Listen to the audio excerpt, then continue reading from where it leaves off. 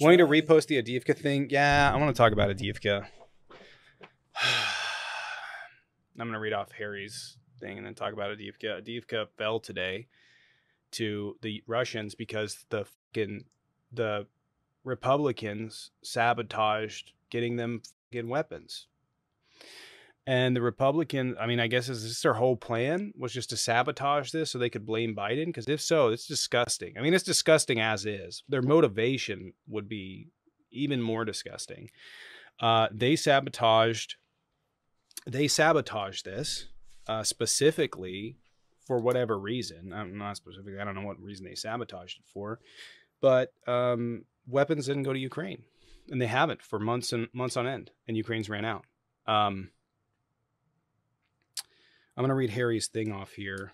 But yeah, Adiivka collapsed. These Republicans are going to put us in a situation where we're going to be dealing with a geopolitical issue, a geopolitical conflict for decades and decades and decades. We have the ability right now to fund Ukraine and end this. To fund it and end this. Like, to fund and end.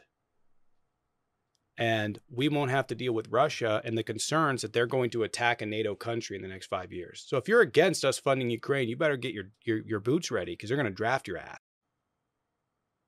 Because this is the concern. This has been the concern, is that Russia is going to attack a NATO country to test the alliance. And then I talked about this, that they were going to sabotage this, and then they were going to come in here and say, haha, you said that Ukraine was winning. Yeah, they were. They were, which makes this even more disgusting.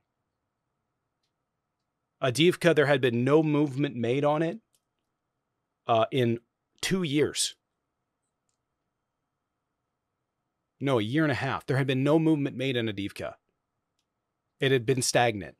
And when they started running out, of surface-to-air missiles to take care of incoming bombers. So previous to November, there had been virtually no bombs dropped by the Russian side in Adiivka. None. And when the planes did approach, they would be shot down. There had been planes shot down in Adiivka, planes shot down in Bakhmut. So it was a no-fly zone. They wouldn't even go there. And now you have a situation where they have had 600 sorties since November into Adiivka. It's like 3 a day? No, 30 a day? It's a lot. I have to do the math. And it's disgusting. The Republicans are setting us up for long-term failure for some unknown reason. I don't understand the point of this. Like, this is like, you have a party in this country that has no ability to legislate. They have no ability to do the right thing. They have no ability to have this anything other than short-sighted political bullshit. How do we hurt Biden today? Well, I know. We'll cause a genocide in Ukraine, and then we'll blame Biden for it. That's what we'll do. We'll sabotage that, despite the fact that the global community and Senate Republicans are calling for it, despite the fact that they voted on it. It's going to be at least 12 days. It's going to be at least 12 days. They're out of everything. We offered them up this equipment and this money to fight. And the Republicans, in their infinite fucking wisdom and their lack of political or sound policies, were like, yeah, I know. We'll just fuck them over too. Like we do Americans. Yeah, hey, we're already fucking Americans. Why wouldn't we fuck Ukraine too? Yeah, awesome. Why wouldn't we do that?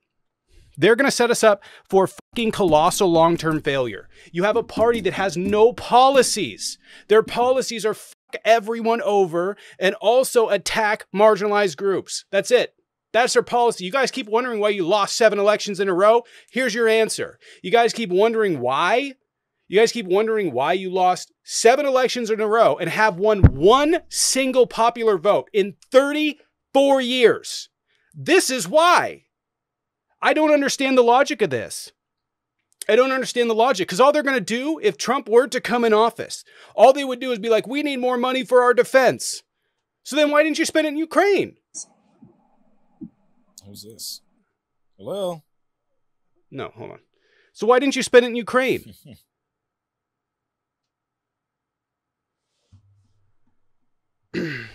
I'm so fucking pissed This was a win. This was a win. The Russian Heavy Armor Corps had faced over 50% losses. They're driving around tanks from World War II, and we can't even get them shit to take that out.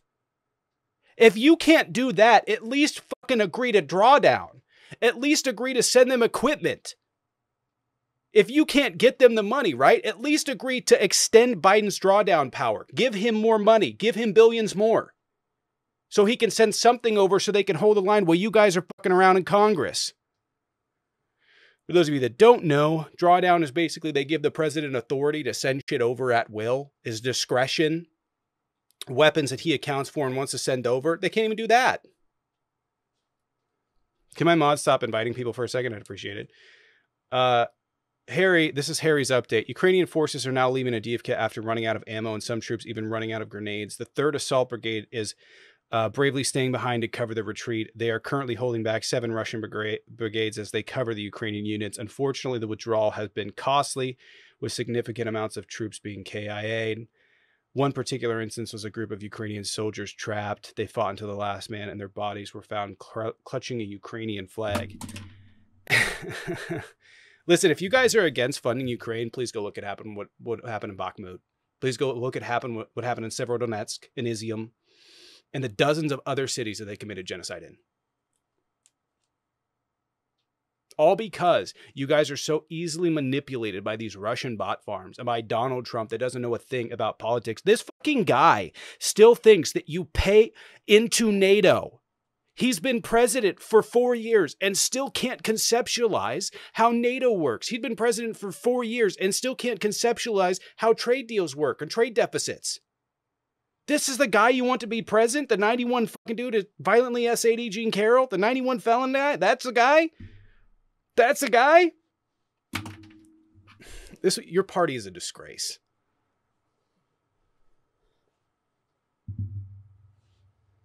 Well said. The irony is that the cost of war that's going to be faced over the next 5-10 years or so from picking up with the aftermath of this is going to exceed what we're paying now. Yeah, you better get ready for it. We're going to be paying hundreds of billions of dollars more over the next 50 years dealing with this. We will spend trillions of dollars dealing with this over the next 50 years. The military influence they're going to have, the weapons that we're going to have to design and keep in fucking Europe, the reserves that we'll have to keep there, the political influence that we'll have to fight in the Eastern Bloc, the economic influence we'll have to fight in the Eastern Bloc, trillions of dollars. I think I saw the number somewhere, $70 trillion is what we've spent, adjusted for inflation, since the end of World War II, trying to defeat Russia or trying to stall Russia. And we're given an opportunity. We destroyed half their military with $100 billion, and we can't fund them. What the fuck